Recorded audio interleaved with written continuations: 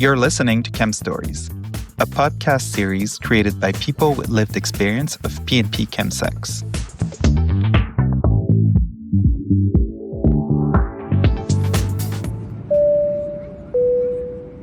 Hi, my love bugs. This is Captain Patrice speaking from the flight deck of Chem Stories Airlines. We're now in the second part of our YUL Plurality flight. Montreal host Éric resumes his conversation with Ali and Michael. Our flight plan forecasts a discussion on the pressures of the gay scene, the performance of gender, and how their relationship with sex and substance use changed over time. Should you experience turbulence while listening to this podcast, please visit our list of resources and services related to P&P chemsex in the episode description and on chemstories.ca. Thank you for choosing Chem Stories Airlines, where the journey is always a trip.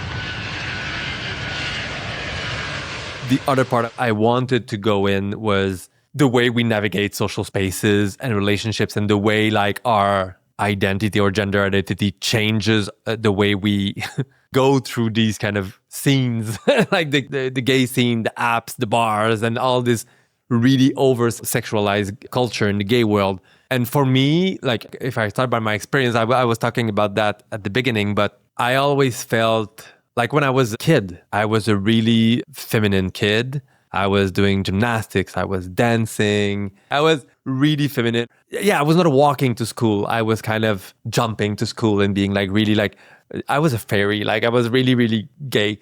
And and then, of course, teenager. And then, yeah, like I was in a private school focused around sport and science, which was like really far from who I am.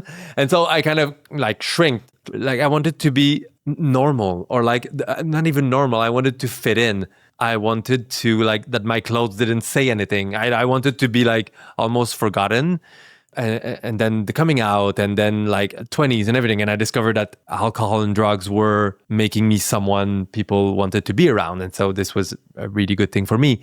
And then the gay world came like around my 20s. And then, of course, I have learned that I had to learn some codes to be loved. And so when I arrived in the gay culture, I was like, okay, I had to be hypersexual. I had to be really masculine. I had to be like that, like that. And I was not like that.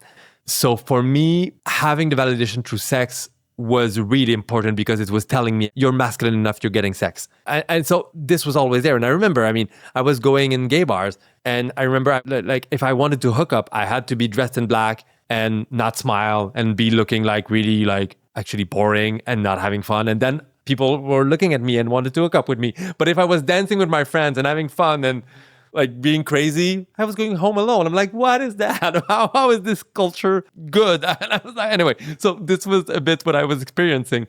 But what I really wanted was putting on some heels and being in pink and flashy colors and dance. But I was not doing that. And for me, I think chemsex did two things for me. At the same time, in some chemsex circles, to be really feminine or to be not completely masculine was really okay. I mean, sometimes chemsex, and I'm not the first person to say that, but is kind of an equalizer where people kind of, if you're in a bad house and there's a lot of people, it kind of, people are just like chilling and people are going to talk with you and it's going to be kind of easygoing and you don't have to be like something you're not maybe. So at the same time, there was that happening. But at the same time, what was happening also, if I was able when I was on chemsex to believe myself in the perfect image of like being a really macho guy, masculine, like I was high. So I was kind of seeing myself as this kind of super version of myself because I was having sex and I was having a lot of partners. And I was like, yeah, I did it. I'm doing it. I'm doing this gay fantasy. And so it was both at the same time. It was really fucked up for me. But of course it was really good. And I wanted to have it again and again and again and again. Because then when I was going back in my regular Clark Kent suit of like Éric, like fag Éric being like feminine and everything, and not having the body I wanted, not having the assurance that chemsex was giving me, I was hating myself. So for me, all the journey was to learn actually to love this version of Éric that is not the fantasy on chemsex. And this took, therapy, group support, and a lot of time. But I wanted to share that because I wanted to hear you about how maybe your identity inside the gay community and the gay world and this that you touch a bit, how did it manifest and how maybe chemsex changed that and how maybe it is now? For example, Michael, you said you're not doing it anymore. So how do you feel? How do you get in touch with other guys or other queer people, partners, friends? How has your sexuality basically changed in that time? Oh my God. That's a pretty nice question. I guess my experience was similar to yours. At some point, I was feeling like to be accepted. My perception and people at the time made me feel like being a masculine woman was bad and being a feminine man was bad. So what I just taught myself was what I need to do to be accepted in the gay community. Well, I have to go to the gym. I have to be muscular. I have to be 1000% masculine, even more than straight guys. And I'm not going to show any trace of femininity. Mm-hmm. So at some point, I was able to access that, even exposing myself to surgical procedures. Mm. And it worked. Like, I was what we could consider someone popular. But for me, I think the shock that I got from this is that when I came to Canada, I came with the idea, well, I'm going to meet someone. Eventually, I'm going to get married. I'm going to have a family. And it's going to be a normal life. So facing the reality, it has been everything except normal. But I like it. I liked it at some point because I was able to choose and I was feeling desired and accepted, I guess. But it took me a lot of energy because I was feeling at some point that it was just a character that I developed. So in my identity, I just felt lost. I don't know who I am anymore. Because you were playing the role you thought people wanted you to play. Yeah, the community was setting up. So, and at this time, I guess sex is not one of my priorities. I would like to set up more real and spiritual connections, I guess, like to feel like if someone likes me, there's no a sexual conversation prior to meet that person, which is kind of difficult these days, right? Because most of the conversation is how many centimeters, what's your role, what do you want to do, what are you looking for? So, but yeah, for me, I just got rid of all the applications. I'm trying to set up situations where I can meet someone in a spontaneous way, like that it comes naturally. I don't know if that makes sense. Yeah. I don't know, I'm going to art therapy group and there's a guy maybe that I could build something like a sort of friendship that could develop into something else. And that for me is more healthy. Yeah, so basically you're trying to kind of have a social life that doesn't revolve necessarily around sex. That's it. Mm-hmm. Exactly. Mm-hmm. Mm-hmm. And what about you, Michael? I guess the question is, how's your sex life? I think it's something I still really struggle with. I think I struggle with, like, especially being like a trans man, like a gay trans man. It's really hard to like find authentic connection sometimes. And like, I feel like I need to like rely on something, like some kind of substance to like feel like I can, I guess, like even like my transness aside, like not being like a super sexual person, I've always felt like I didn't exactly like fit in this community in a lot of ways. And like a lot of my friends and like a lot of my like cis gay friends who kind of like center everything around sex, I've had to just like accept that that's not myself. And that's okay. And I can like decenter that in my life. And I can like prioritize the things that like make me feel good and the things that are like, I don't know, the things that like bring me joy instead. And like, I can like engage in sex in the ways that like feel comfortable for me. And I don't have to like force myself into like situations just to like feel like I'm like fitting in. And that's something I like have to remind myself like constantly. It's not something that I'm like, I feel like I've like healed from completely and I'm like super like comfortable in that. But like, I feel like I've gotten to a place where I can like at least like remind myself constantly like that it's okay. And like, I don't have to be the same as like all of the people in my life or like the people around me, you know? I really connect with that because when I stopped using drugs and at the same time I was doing my transition to a non-binary person, what happened with my sexual drive, I would say, was like it just crashed. And I think it was also protection because I was also seeing like, I always say as a joke, but it's really not a joke. But the moment I kind of linked my Instagram account with my Grindr account, and I was in a moment when I was really like exploring with my gender and publishing a lot of Instagram videos and photos and in hills and doing crazy things. And it was amazing. I mean, I was really living kind of a moment of like great freedom. But then I realized that I was not getting any messages, like way less than I was getting before. And at the same time, I realized that, well, this was like these apps, like you said, Ale, like were becoming a problem for me because I was not getting the validation, but I was craving for it because I'm an addict. So I was also addict for this. And so I decided to quit the apps. And for months, I was not having any sexual drive, really. And I was not having sex. But I mean, I was at the time, I don't know, 35. And it was the first time in close to 20 years that I was not like having sex like really regularly, like all the time, and having hookups and like meeting people from chat and apps and everything. And so my identity was like, who am I in this community if I'm not having sex, if I'm not having a new partner, a new lover, a new guy that I'm dating? Or so it was really fucked up. And then I fell in love, and now with a boyfriend that I'm with today. And so I had to kind of reapproach the sexuality, but with this person. And it was amazing because for the first time now, because now it's been 4 years, and I realize now what actually is my sexual drive, like without the noise around it, like without all the porn and all the people. Like if I don't have in my pocket a cell phone with 1,000 of pics of naked dudes, like maybe I don't have like a sexual drive that's crazy that I want to have sex every hour. Like maybe that's not it. And so I feel like also these influences from the community and from the outside world kind of changed the message I was getting from my body. And now I kind of, yeah, like you, I have sex when I want to, but it's still difficult. I still feel sometime in the relation, oh, I should be having sex, or I should like at this time, or at the beginning, I remember I was like, oh, it's been X days. I should want to have sex. And I'm like, and I was so worried. Oh, is it because I there's something I don't desire to, and I'm like, no, this is not it. This has nothing to do with it.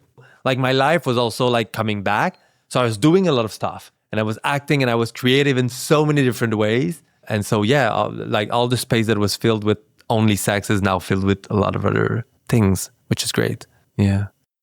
And so I wanted also to touch about what you mentioned it a bit, Michael, but that you were doing chemsex in the context of a monogamous relationship. And for you, Ale, you were, like me, not monogamous at all. So maybe we can start by you, because this is the kind of the classic, I think, history we hear by you, Ale, like this multiple partners. But what I wanted to talk about was maybe how in those multiple partners, did you had like kind of special relationships where you encountered, for example, maybe people with whom you could be yourself regarding your gender identity, even in the chemsex world or community? Well, when I started practicing chemsex, I guess I didn't know what I was doing. So I was practicing with anyone I had the chance to. Normally we go where like the person that has drugs. Normally that's the beginning. So do you have drugs? Do you party? Whatever. But I guess at some point I start realizing that I was kind of experiencing with some people that kind of were able to connect with me in a different level. So they were more appreciated of my body and my personality. So the experience was better, I guess.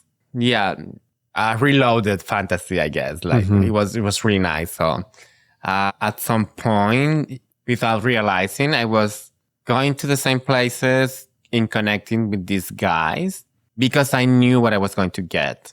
And also it was a kind of security set up for me because I knew that if I was getting maybe in a danger zone, they were going to be able to take care of me and not leave me alone. So, sorry, I just want to, when you talk about danger zone, because it's also a thing I want to touch on. Like, we do know that trans, non-binary people and gender diverse people are more at risk anywhere.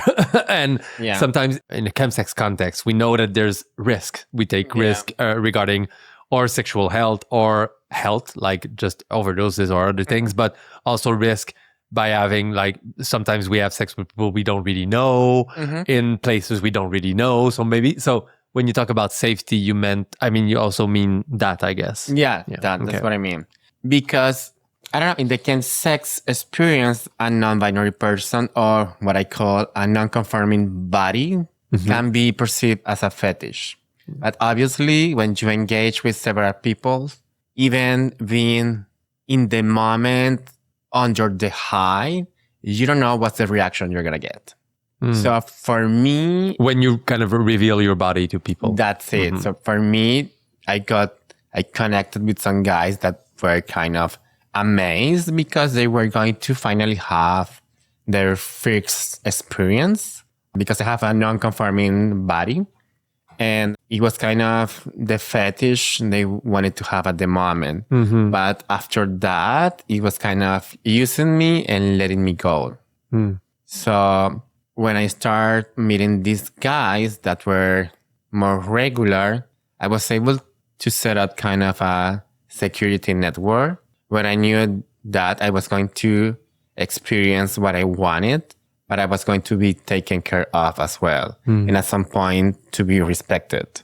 Yeah, so it's so important. I think it's so interesting because sometimes we kind of have this kind of cliche of like people doing chemsex. They just want to be used by the most people possible. And they just want to, we have a fantasy sometimes of being used and having like a lot of sex and this kind of, I would say this kind of porn fantasy of the gay world that is really present. But at the end of the day, what we need is safety, being safe, having connection, feeling that the person is seeing us and accepting us, and that can give us also affection, even in a very high sex context, even if we're really high. Because I feel the same. I had like regular partners when I was doing chemsex, and even though sometimes I was going to bad houses and the idea was just to get the new cute guy, of course, but mainly the best experiences were when I could have a connection that was going a bit deeper with someone and that I felt like something was genuine, even though there was a lot of drugs over it.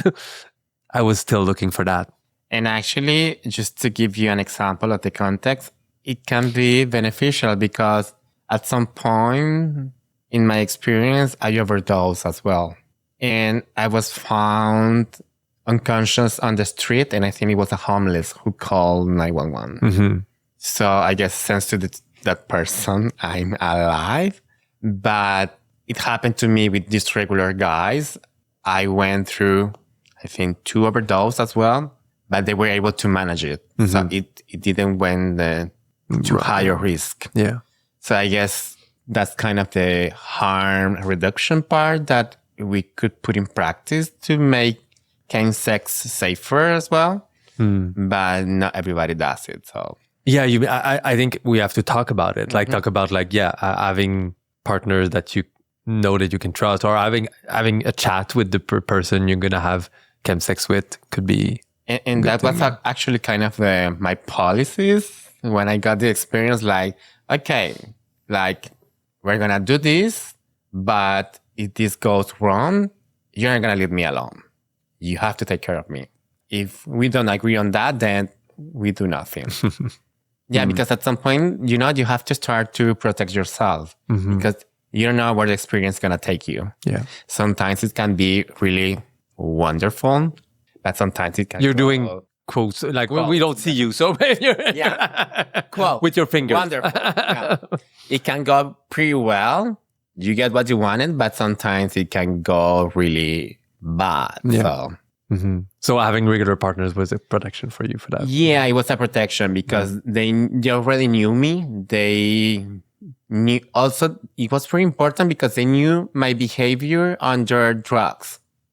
So if I was getting paranoid or maybe close to psychosis, they knew how to manage me.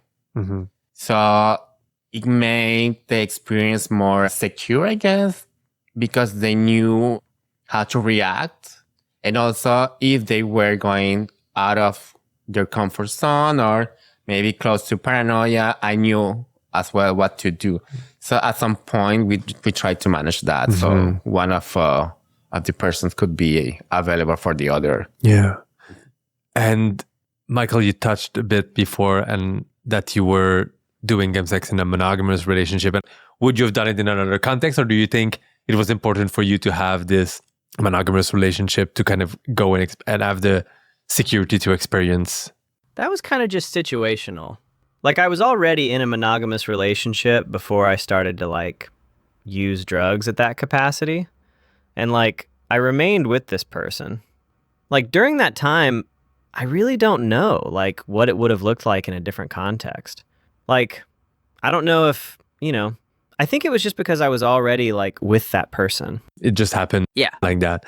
And do you... Because we chatted a bit before we did the podcast, and he said, I think my situation is a bit like niche. How do you think it's different, like from what you hear from other people? For you, for being in a monogamous relationship, how is it different from what other people might experience? I think as someone who's like, I guess like asexual or like less sexual, I kind of always struggled with like feeling like I could be in a monogamous, like long-term relationship with anyone. I felt really like undesirable. And then like adding like my transness and my dysphoria into the picture, like I think in a lot of ways, I felt like I had to like force myself to have sex with someone to like feel valid in a relationship, or like feel like that person wasn't going to like leave me. Not that this specific person made me feel that way, but just like, it's just the pressure that I felt from like society and like the things that I have like learned or are ingrained. But I think, I just had this like constant pressure on myself where I felt like I had to be having sex to like be normal or to keep someone's interest, or like I would never be like thoughtful, lovable in a long-term context without like having like a regular or like consistent sex life, I guess. Yeah. So chemsex kind of provide you with the... Yeah. Which I feel like a lot of the time when we like talk about sex, it's kind of the opposite experience. Yeah. And... Yeah. Does that make sense? Yeah. Yeah. I mean, what you said about if I'm not having sex, am I desirable? Like, nobody's going to want to be with me if I don't have sex, or this type of sex, or if I don't perform this. I mean, this pressure is so huge, I think, for us. And even we joke a lot about that. But it's even in a monogamous relationship, people joke about like, oh yeah, you're in a monogamous relationship, then after a few, you don't have sex and the relationship dies. If people that are together for 10 years are not having passionate sex every 2 days, their relationship is dead. And you're like, well, no, anyone who's been in a committed relationship will be like, this is bullshit. But we still have those expectations that are really strong in the culture. And I think stronger yet in the queer community, in the gay man community, again, more. Yeah, I haven't yet find a way to really get that out of my head. I think it's always there. Like you said earlier, like I always have to kind of rewire and reassess, say, no, this is okay. Like the way we're doing things is valid. Yeah. And I mean, sex is important, but it's not that important. I know it's important in the way we connect to ourselves, to our body. It's a really human, natural, essential thing. But sometimes I feel like it's so obsessive. And then for me, it was that when it became really obsessive, and when I'm obsessing around sex, I really go into a really unhappy place. And I don't want to go back there. Like, I want to go there the less possible for me. Attention all passengers, Captain Patrice speaking. We've reached our cruising altitude. We're now approaching the third and final leg of our YUL Plurality flight, where Montreal host Éric wraps up his conversation with Ali and Michael as they discuss on the darker sides of the scene, the legal social stakes for trans and gender diverse people, and the call for action to the community. More compelling stories await. Subscribe to stay updated. If you've encountered turbulence while listening to this podcast, please refer to our list of resources and services related to PNP chemsex in the episode description and on chemstories.ca.